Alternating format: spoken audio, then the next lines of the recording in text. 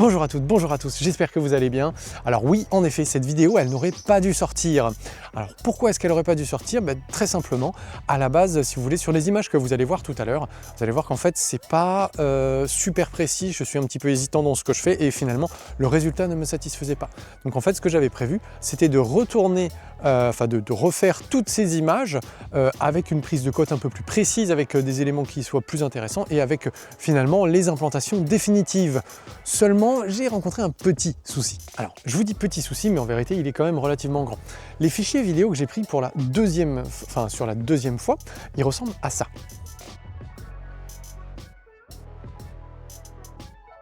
Comme vous avez pu voir, les fichiers, malheureusement, ils sont absolument inutilisables. Je ne sais pas exactement qu'est-ce qui a fait ça. Je ne sais pas si c'est au moment de l'enregistrement, je ne sais pas si c'est au moment du transfert. Bon, bref, à un moment donné, en tout cas, les fichiers, ça les a un petit peu, ça les a abîmés, ils ont été corrompus. Du coup, ils sont absolument pas utilisables dans la vidéo. Du coup, je me suis trouvé face à une problématique. C'est où je vous mettais pas du tout de vidéo sur l'implantation, sur comment est-ce que j'ai pris mes codes, comment est-ce que j'ai essayé de faire mes figures géométriques, etc. Ou alors, je vous mettais les images que vous allez voir tout à l'heure, mais qui sont pas des mieux. Alors, je me suis dit, comme on est sur un challenge 30 jours, et que l'objectif de ce challenge, c'est non seulement de me faire une vidéo par jour pour mieux faire connaître la chaîne, pour mieux gérer les montages, mais ça va être aussi de vous montrer véritablement ce qui se passe sur un chantier comme ceci. Donc du coup, je me suis dit, je vais mettre finalement les images que je voulais pas mettre initialement, et je vous ferai un petit commentaire à la fin de la vidéo pour vous expliquer comment est-ce que j'ai fait réellement. Bonjour à toutes et bonjour à tous, bienvenue dans cette nouvelle vidéo. Aujourd'hui, 10e vidéo, donc c'est super, on a déjà un tiers qui est fait sur notre challenge des 30 jours. Dans la vidéo là, on va s'attaquer un petit peu au positionnement des différents piquets, de l'installation des chaises, etc. pour repérer un petit peu, si vous voulez, tout le bâtiment, les futures fondations, etc. Ce qui nous permettra de faire le terrassement au niveau souhaité. Et bien écoutez, on commence tout de suite. On va commencer du coup par reprendre un petit peu les plans. C'est parti!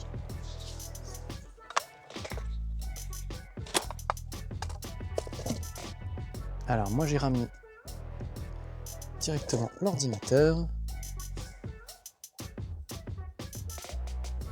Je vais reprendre du coup les plans du permis de construire directement, comme ça au moins on est sûr de ne pas se tromper. Je vais aussi récupérer les plans du géomètre qui avait été fait en 2011 lors de la division, si vous voulez, de la parcelle. Comme ça, je suis vraiment 100% certain de ne pas me tromper et d'être bon sur mes points de base.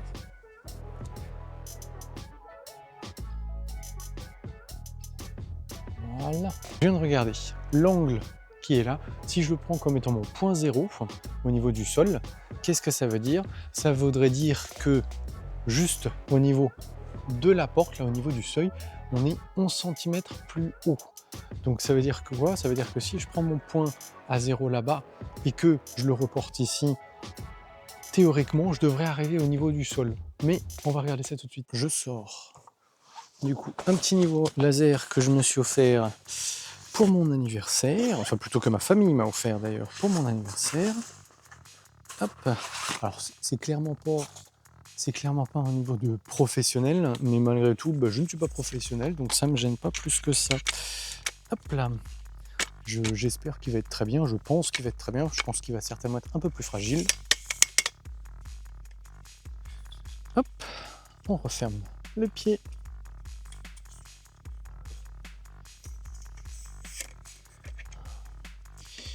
On verrouille la partie du trépied pour pas qu'il y ait d'écartement intempestif. La raison pour laquelle j'ai pris ce modèle, en fait, à vrai dire, il y a deux raisons. Première raison, il y a une télécommande récepteur, ce qui veut dire quoi? Ce qui veut dire qu'elle va sonner lorsque je vais m'approcher du pont, même quand je serai loin. Je crois que ça peut aller jusqu'à 30 ou 60 mètres. Parce que parfois, vous savez, au niveau du laser, on ne voit pas tout. Et deuxième raison pour laquelle je l'ai pris, c'est qu'il se recharge en USB. Et je dois vous avouer qu'aujourd'hui, j'aime plus vraiment, voire même plus du tout, acheter des choses qui ne se rechargent pas en USB. Déjà celui-ci, le récepteur, j'ai trouvé ça dommage parce qu'il ne se rechargeait pas en USB. C'est une pile, mais voilà, écoutez, c'est déjà ça. On a le niveau laser qui, lui, est bien rechargeable en USB. Hop là, on installe ça comme ceci.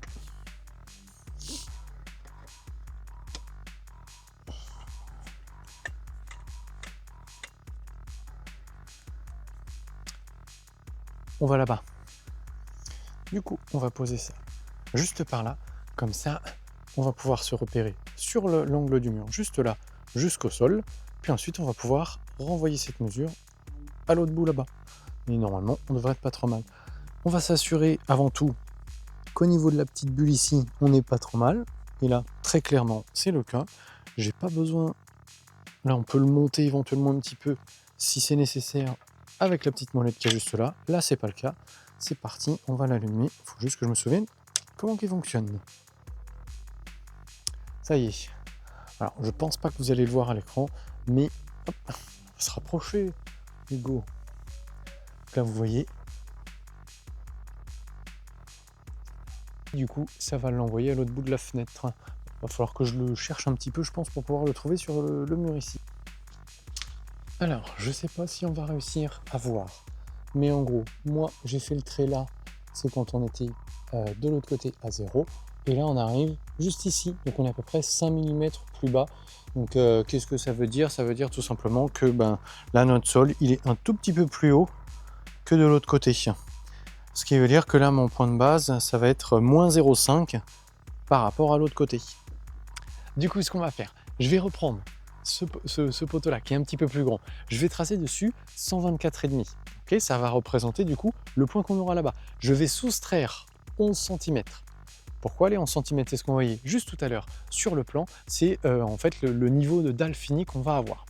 Après, tout simplement, en fait, je vais ajouter la profondeur de fouille qu'il va me falloir, donc c'est-à-dire l'épaisseur de la dalle, de l'isolant, bon, le polyane, on ne va pas vraiment le compter, et des graviers. Je sais plus. Je vais vous montrer tout ça directement sur l'ordinateur, ce sera plus rapide. Je vais vous montrer maintenant les calculs savants qu'il a fallu que je fasse sur mon beau schéma. Là, si vous voulez, du coup, ce que j'ai fait, c'est qu'on va avoir 13 cm, donc comme je disais tout à l'heure, 13 cm de dalle, 140 d'isolant. Moi, je vais mettre 4 cm pour le sable, c'est ce qui me plaît le plus. Et ensuite, on aura 25 cm de caillasse pour pouvoir passer nos drains et nos évacuations tranquillement. Tout ça, ça nous fait le savant calcul. 56 cm. Ce qui veut dire quoi? Ce qui veut dire que par rapport au bout de bois que j'ai pris, il va falloir du coup que je rajoute 56, oui c'est ça pile poil, 56 cm pour avoir du coup ma bonne mesure pour savoir de combien est-ce qu'il faut que je décaisse. Je vais tracer à 113,5, c'est les 124,5 moins les 11 cm qui correspondaient du coup à la différence entre mon point de base et notre dalle finie. 113,5. Alors c'est dommage, j'ai pas pris mon équerre. Ça fait partie des choses qu'il va falloir que je me prenne demain. Donc ça, ce sera mon niveau 0. Ce sera la dalle. Ni plus ni moins. Et ensuite, je vais donc rajouter à ça les 56 cm.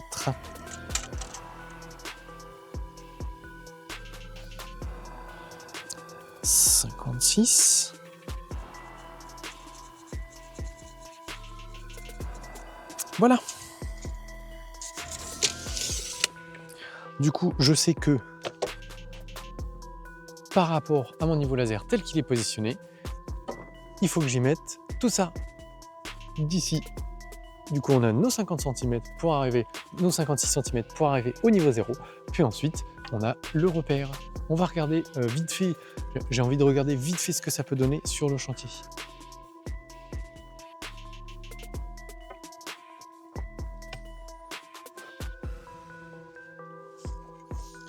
J'ai perdu mon trait. Je l'avais il y a 30 secondes. Où en fait? Là. Je vais faire un tout petit point juste pour que je sache à peu près ce qu'il est. J'ai mon poteau qui est tout droit, ça c'est bon. Donc ici, il va falloir que je décaisse. Et ni plus ni moins que 38 cm ici. Si je reprends un petit peu la mesure que j'ai faite, mais vraiment très rapidement, j'ai à peu près 38 cm à décaisser ici. Qu'est-ce que ça veut dire? Ça veut dire que là, bon, par rapport au sol qu'on avait avant, je pense qu'en vérité, on sera plus aux environs des 33 centimètres. Néanmoins, eh ben, ça fait beaucoup, ça fait beaucoup. Donc il y a du boulot et ça veut dire beaucoup de terre aussi, donc ça veut dire que, j'aurai pas trop de 2 jours à mon avis pour m'occuper de ça. OK. Je reprenais les plans et ce qui a été noté du coup sur le permis de construire définitif, c'est donc on a l'extension qui dépasse d'1,77 m de la maison actuelle et à ça on rajoute 4,30 m pardon, pour arriver au début de la maison. On va faire en sorte que ce soit parallèle de toute façon par rapport à la maison et moi du coup notre maçon en fait il nous a demandé de creuser 15 cm de plus. Donc du coup par rapport à ma colle j'ai pris 1,77 plus les 4,30 et j'ai soustrait 15 cm à tout ça, ce qui me donne 5,92 m. Du coup je vais mesurer depuis la façade de la maison jusqu'à un point sur le mur, sur le terrain pour avoir 5,92 m. Comment faire ce petit repérage de premier plan plus qu'autre chose? J'ai récupéré là des petites barres de fer, c'était certainement des aciers pour de la maçonnerie justement. Et puis je vais tout simplement les implanter dans le sol. Je reviendrai après pour le régler si besoin. Je vais donc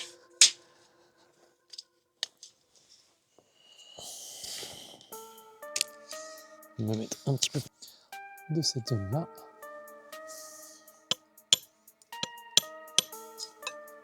Alors si j'y arrive, hein, parce qu'évidemment, voilà.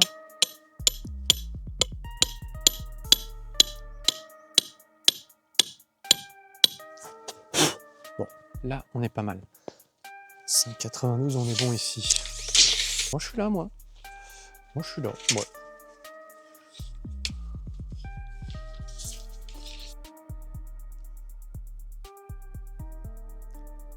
Ok.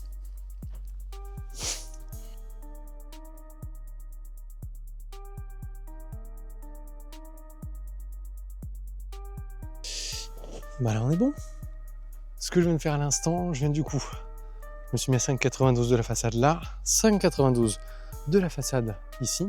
Alors vous avez pu voir du coup sur les images, je suis un petit peu hésitant, moi je me rends compte voilà, que je ne sais pas exactement ce que je fais, que je ne sais pas exactement comment m'y prendre. Du coup, je vais vous expliquer un petit peu rapidement comment est-ce que j'ai fait en définitive. Ce que j'ai fait, c'est que je voulais avoir, si vous voulez, un point de repère sur le mur qui soit précis. Je voulais une ligne, si vous voulez, contre le mur qui soit précise. Donc ce que j'ai fait, c'est que j'ai pris un morceau de bois et je suis allé le coller directement contre le mur, au pied du mur, après avoir décalé un petit peu ce qui se passait, ce qu'il y avait en dessous pour pas qu'il y ait d'obstacles. Et comme c'est un mur en pierre, si vous voulez, c'est pas très régulier, c'est pour ça que ce bout de bois me permettait d'être beaucoup plus régulier. Ce que j'ai fait, c'est que pour fixer le bout de bois, je l'ai mis fixé en fait avec des tiges métalliques contre le mur de telle sorte à ce qu'il ne bouge pas. Alors je savais en reprenant les plans que mon bâtiment, que la longère va être décalée d'1,90 m à peu près par rapport à l'extension de la maison. Donc du coup par rapport à ça, en fait si vous voulez, j'ai repris mes cotes de l'extension, je les ai tracées et par rapport à ces 1,90 m justement, je les ai renvoyés sur la partie qui a de l'autre côté de la caméra. Ça m'a permis d'implanter mon premier piquet. Suite à ça, comme j'avais ma parallèle, donc du coup j'avais un premier piquet, qui était positionné sur ma parallèle, bien évidemment. À ça, j'ai mis la largeur de la longère, donc c'était 5,66 m, si je ne dis pas de bêtises, auquel j'ai rajouté 15 cm de part et d'autre, parce que le maçon m'avait demandé de faire un petit peu plus large. Et en fait, suite à ça, si vous voulez, j'ai travaillé dans un triangle rectangle, un petit peu comme Pythagore. Hein. J'ai pris tout simplement, j'ai calculé donc le petit côté que j'avais, le grand côté, je le connaissais aussi, c'était 16,85. Et suite à ça, j'ai calculé l'hypoténuse, hein, si vous vous souvenez un petit peu de vos cours de maths de 3e, et collège ou je ne sais plus quand. Et du coup, en fait, une fois que j'avais cette hypoténuse, ça m'a permis d'aller implanter mon troisième piquet à l'autre bout du bâtiment, puis ensuite mon quatrième de l'autre côté. tout ça, ça m'a permis du coup d'implanter tout le bâtiment, toute la longère. Bon, j'espère que malgré tout la vidéo vous aura un petit peu plu quand même, ou en tout cas que vous aurez apprécié peut-être la transparence de la vidéo.